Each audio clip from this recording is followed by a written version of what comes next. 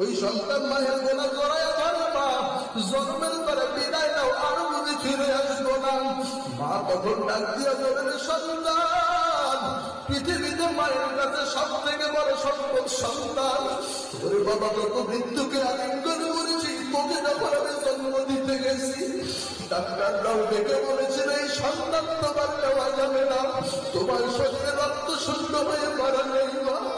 পরিবারের সবাই বলেছে সন্তান নেওয়া যাবে না, তোমার এর আগে দুইটা সন্তান, এই সন্তানকে কোনোভাবে দুনিয়াতে আনা যাবে না। ওরে বাবা, তখন আমি বলেছিলাম ডাক্তার, আমি মায়ের জীবনটা যদিও চলে যায়, তারপরও আমার সোনার মানিককে আমি দুনিয়াতে খাইতে চাই। এই মহাব্বতে আল্লাহর বান্দা 200 কিলোমিটার দূরে রাস্তা যখন পাড়ি দেওয়া শুরু করে দিয়ে দিল, আল্লাহর বান্দা আসতেছে আসতেছে আসতেছে, সফর করতে করতে মরুভূমির পথ অতিক্রম করতে করতে অর্ধেক রাস্তা যখন চলে আসলো, 1/3 পার হয়ে গেছে আল্লাহর বান্দা। মরুভূমির পথ, মরুভূমির পথ, রাস্তা অনেক গরম। আল্লাহর বান্দা সফর করতে করতে করতে